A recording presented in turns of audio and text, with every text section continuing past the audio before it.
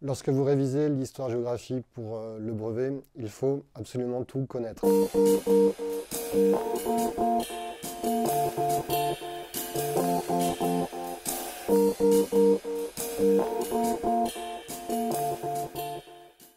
L'épreuve se compose de 3 exercices. Un premier exercice qui est soit en histoire, soit en géographie, et qui a pour but d'analyser et comprendre des documents.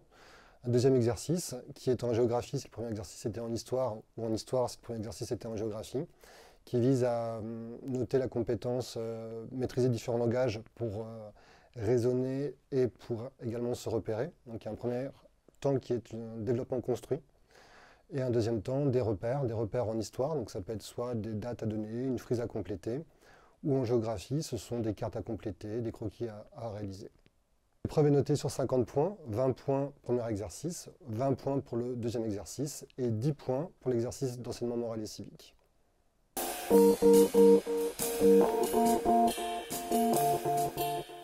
L'enseignement moral et civique, lors de l'épreuve du brevet, a une particularité. C'est-à-dire que le programme, c'est celui du cycle 4, donc qui commence en 5e et qui s'arrête en 3e. Mais là, il ne faut pas paniquer, puisqu'en fait, les notions principales, vous les revoyez en 3e.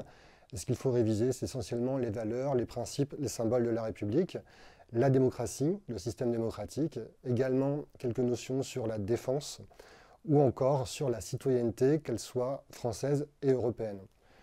Sinon, ne vous inquiétez pas, vous lisez simplement les documents et vous trouverez les réponses pour l'épreuve d'enseignement moral et civique, ce sera très bien.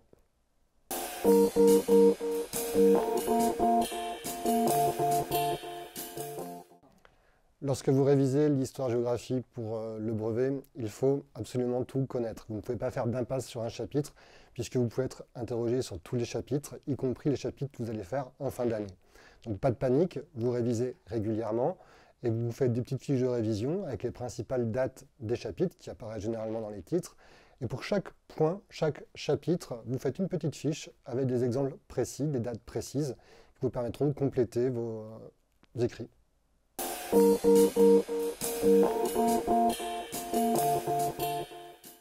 Les grandes dates à mémoriser, ce sont les grandes dates qui structurent vos chapitres, qui apparaissent dans le plan du chapitre, mais encore une fois, vous ne pouvez pas faire d'impasse sur une période précise. Donc apprenez les dates, mais n'apprenez pas que les dates. Apprenez également les notions en histoire, c'est très important, puisqu'il faut pouvoir replacer les notions dans un contexte précis et daté.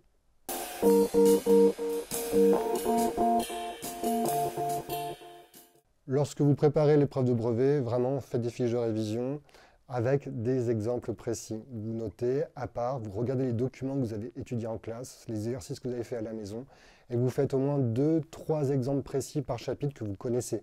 Ça vous permettra d'alimenter le développement construit, qu'il soit en histoire ou en géographie. Pas de panique non plus, le jour de l'épreuve, vous lisez bien le sujet. Vous avez toute une partie sur 20 points qui est sur un document, sur des documents même, en histoire et en géographie. Vous lisez bien les documents, vous prenez le temps de bien détailler vos réponses et vous respirez vraiment fort. Pour le développement construit, qu'il soit en histoire ou en géographie, vraiment, vous êtes précis. Vous utilisez des exemples précis que vous avez mémorisés avant. Vous problématisez votre travail, qui est la petite question que je vous ai posée dans l'exercice, et tout devrait bien se passer.